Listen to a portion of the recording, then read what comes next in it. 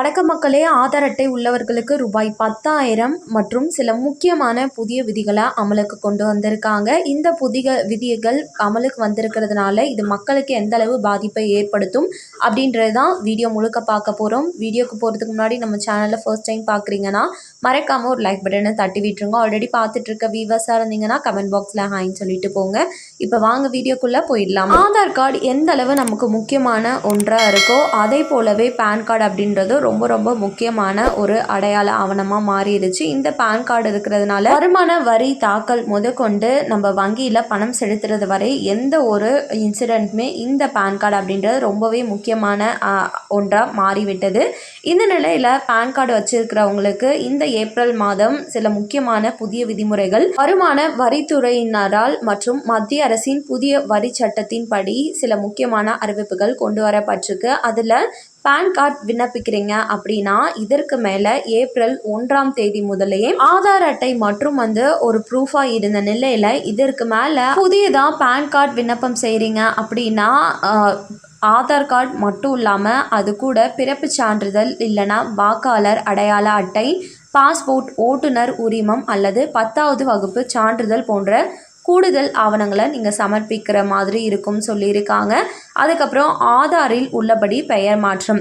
இப்போது ஆதாரில் உங்களோட பெயர் சத்யா அப்படின்ட்டு இருக்குன்னா பேன் கார்டில் சத்யாவுக்கு பதிலாக வேறு ஏதாச்சும் ஒரு பெயர் கொடுத்துருக்கீங்க, சத்யா செல்வராஜ் அப்படின்னு வச்சுக்கோங்க.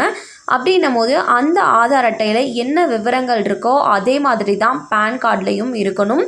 பெயரில் சிறிய வித்தியாசம் இருந்தாலுமே விண்ணப்பங்கள் நீங்கள் எதுக்கு இது பண்ணாலுமே நிராகரிக்கப்படும் அப்படின்றத சொல்லியிருக்காங்க.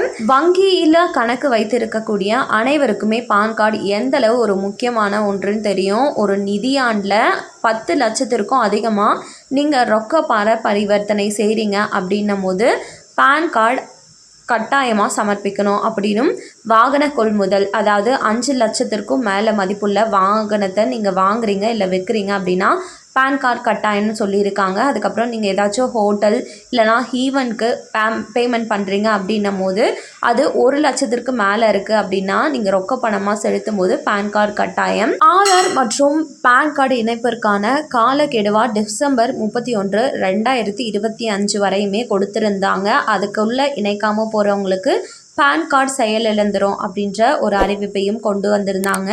அதன்படி ஜனவரி 1, 2026 முதலே செயலிழந்துருச்சு பேன் கார்டுகள். இது யாரெல்லாம் பேன் கார்டுடன் ஆதார் அட்டையை இணைக்காமல் இருக்காங்களோ அத்தகைய கார்டுகளை யாரெல்லாம் பயன்படுத்திட்டு இருக்காங்களோ அவங்களுக்கு அதிக வரி பிடிக்கப்படும். அதாவது டிடிஎஸ் மற்றும் டிசிஎஸ்னு சொல்லுவாங்க. இது யாரெல்லாம் வேலைக்கு போயிட்டு ஒரு சேலரியாக ஒரு பர்டிகுலர் அமௌண்ட் வாங்கிட்டு இருக்கீங்களோ அவங்களுக்கு டிடிஎஸ் அப்படின்றது பிடித்தம் செய்வாங்க. அது 2 மடங்காக பிடிக்கப்படும் அப்படின்றத சொல்லியிருக்காங்க. இது கூடவே வருமான வரிக்கான ரீஃபண்டும் கிடைக்காம போயிடும் அப்படின்றதும் குறிப்பிடத்தக்கது. ஸோ பேன் கார்டை அப்டேட் எல்லாமே அப்டேட்டாக வச்சுக்கோங்க. இதன் கூடவே ஒரு சில நபர்கள் எல்லாம் பேன் கார்டுகளை 2 பேன் கார்டுகள் வாங்கி வச்சுட்டு இருப்பீங்க.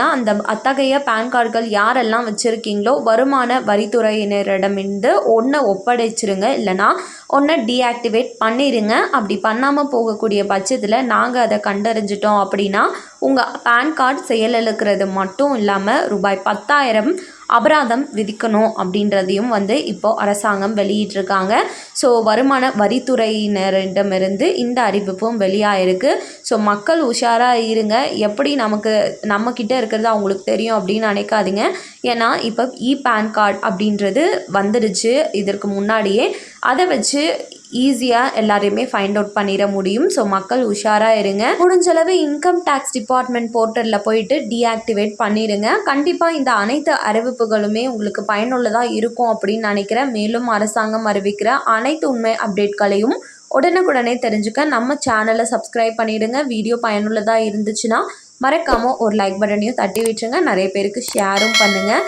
அது மூலமாக அவங்களும் பயன்பெறட்டும். நன்றி. மீண்டும் இது போல் இன்னொரு வீடியோவில் உங்களை சந்திக்கிறேன்.